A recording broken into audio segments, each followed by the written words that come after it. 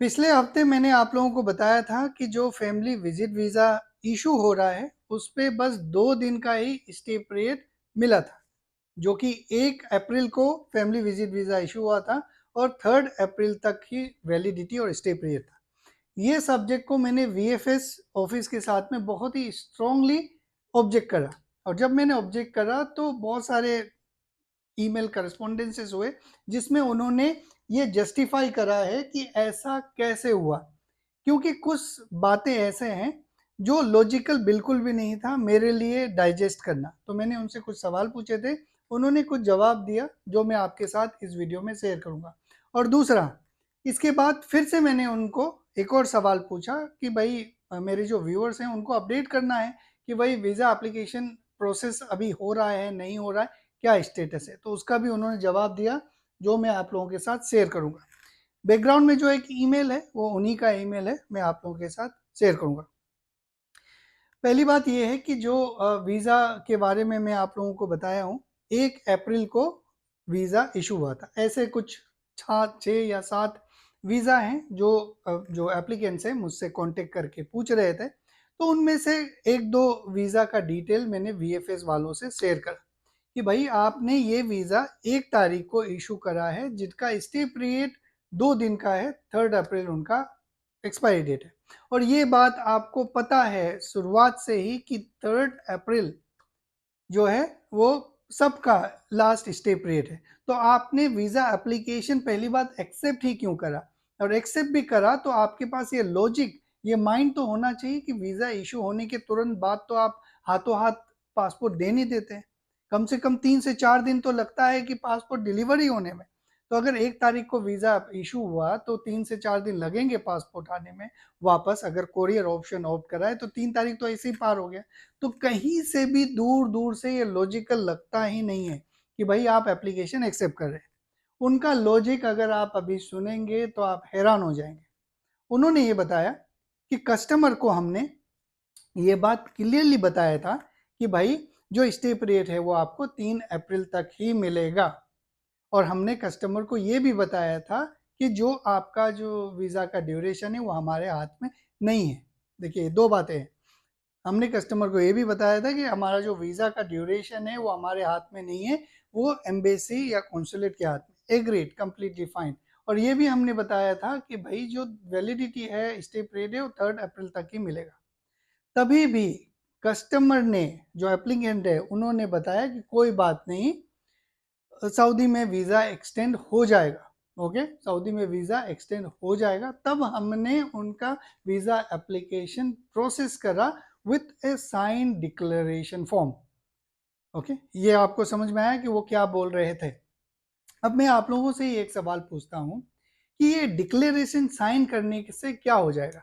अगर आप visa application centre हैं तो आपको खुद इतना सेंस होना चाहिए कि भाई स्टे पीरियड 3 अप्रैल का ही है। अगर एप्लीकेंट बोल रहा है कि भाई मेरा वीज़ा एप्लीकेशन आप प्रोसेस कर दो, तो आपको खुद ही एक्सेप्ट नहीं करना चाहिए। आपने वो डिक्लेरेशन साइन करवा के ले लिया, अपने आप को लीगली प्रोटेक्ट कर लिया और अपना पेमेंट ले लिया, वीज़ा एप्लीकेशन प्रोसेस कर दिया, और जो वीज़ा उनके पास आया वो कोई काम का ही नहीं होगा। क्यों? क्योंकि पासपोर्ट ही नहीं आया होगा तो क्या वीज़ा को क्या ही कर लेगा वो। अगर एक्सटेंड करने का भी बात अगर कस्टमर कर रहे थे तो एक्सटेंड तभी ना होगा जब वो सऊदी के अंदर आएंगे। जब सऊदी के अंदर आएंगे ही नहीं तो वीज़ा एक्सटेंड करने का तो कोई सवाल ही नहीं होता है। तो ये लॉजिक है उनके, क्योंकि जो एप्लीकेंट होता है उनको ज़्यादा जानकारी नहीं होता है। एप्लीकेंट को बस जो वीएफएस वाले बताएंगे वही फॉलो करेंगे। वहाँ पे वो स्ट्रिक्टली बता देना चाहिए कि भाई अभी वीज़ा एप्लीकेशन एक्सेप्ट ही नहीं हो रहा है, तो आप अभी सबमिट मत कीजिएगा, तो वही मामला रफा दफा हो जाता। तो ये उनका केस था। दूसरा केस, यही सवाल मैंने उनको पूछा, किनको, वीएफएस वालों को। ये देखो, ये पूरा ट्रेलिंग करस्पॉन्डेंसेस है। ओके, मैंने उनको पूछा कि भाई 3 अप्रैल का तुम्हारा क्या है सीन, कि 3 अप्रैल का स्टेटस बताओ कि फैमिली विजिट वीज़ा तुम इशू कर रहा है या नहीं कर रहा है। रिमाइंडर रिमाइंडर रिमाइंडर करते करते करते करते एक बार मुझसे पूछा कि भाई अपना जुरिडिक्शन बताओ। मैंने बोला कि भाई मेरा जुरिडिक्शन, जुरिडिक्शन वर्ड का यूज़ कर रहा है, वो ये बोलना चाहिए कि भाई आपका मिशन क्या है ना। टर्म्स यूनिफाई होनी चाहिए। मैंने उनको यही बताया कि भाई मैंने क्या बताया वो आपको मैं दिखाता हूँ, है ना। तो कुछ कुछ मैंने बताया, ये छोड़िए, उसमें डिले लगेगा।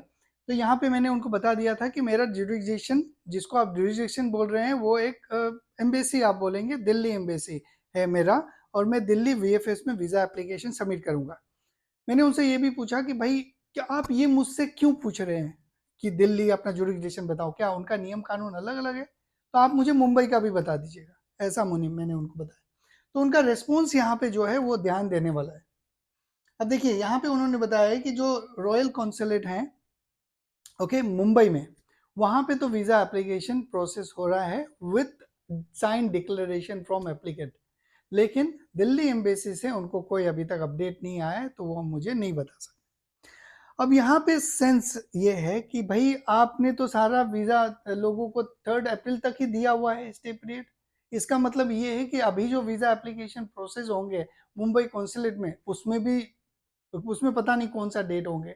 यहाँ तो भगदड़ मचा हुआ है कि 18 अप्रैल से पहले पहले सबको जाना है, सबका 3 अप्रैल तक आपने एक्सटेंशन दिया है। तो मुंबई कॉन्सुलेट में कौन सा वीज़ा, कौन सा ड्यूरेशन का हम बात कर रहे हैं? यहाँ पे भी क्या आप एप्लीकेंट को यही बताएंगे कि भाई आपका जो स्टे पीरियड है, आपका जो वैलिडिटी है, वो एम्बेसी या कॉन्सुलेट डिसाइड करेगा, आप इस डिक्लेरेशन में साइन कर दीजिए, आपका वीज़ा एप्लीकेशन रिजेक्ट हुआ तो हम जिम्मेदार नहीं है।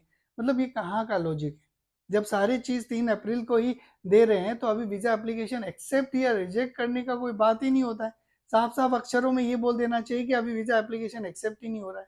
एक्सेप्ट करके वीजा इशू नहीं करके रिफंड फॉर्म भेज देना, ताकि वो जो उनका फीस है वो अपने पास रखेंगे और कुछ नॉमिनल अमाउंट वो वापस कर देंगे। अगर ये कॉन्सेप्ट है, ये गलत है।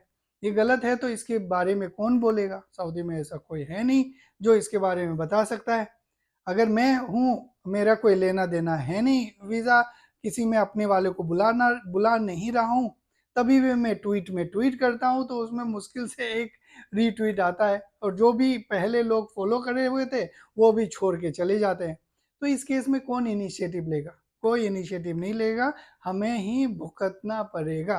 तो इसीलिए अगर आप जागरूक हैं, अगर आप चाहते हैं कि इस चीज़ को हाईलाइट करें, है ना, तो आप अपने हिसाब से सेल्फलेस होके हाईलाइट कीजिए, ताकि कल को जब आपका एप्लीकेशन प्रोसेस हो तो आप विक्टिम ना हो। इन सारे वीडियोस में अगर मैंने कहीं पे भी गलत बताया तो मुझे कमेंट में बताइएगा कि कहीं से भी 1+1=2 नहीं हो रहा है। 1+1=, कई बार 5 हो जा रहा है, तो 1+1=, कई बार 10 हो जा रहा है। ये उनका ईमेल है, ये देख लीजिए, आप पढ़ लीजिए, यहाँ पे लिखा हुआ है applicant with a sign declaration undertaking में अप्लाई। अब वो साइन और डिक्लेरेशन में क्या लिखा रहेगा कि अगर वीजा एप्लीकेशन रिजेक्ट हुआ तो हम जिम्मेदार नहीं है। मतलब डिक्लेरेशन आप ले रहे हैं और आपको शुरुआत से ही पता है कि भाई वीजा तो इशू होगा नहीं, तो उस चीज़ का क्या फ़ायदा है? एनीवे, ये अपडेट है, इसको मैं ट्रैक कर रहा हूँ। एक समरी और अलग वीडियो में आप लोगों के साथ शेयर करूँगा, जब मुझे ये कंफर्म बता देगा वो कि भाई अब हम कोई वीज़ा एप्लीकेशन एक्सेप्ट नहीं कर रहे हैं, तो मैं आपको ब्लैक एंड वाइट वो ईमेल दिखा दूंगा। आज की इस वीडियो में बस इतना ही। आप लोग अपना ख्याल रखिए। Thank you very much.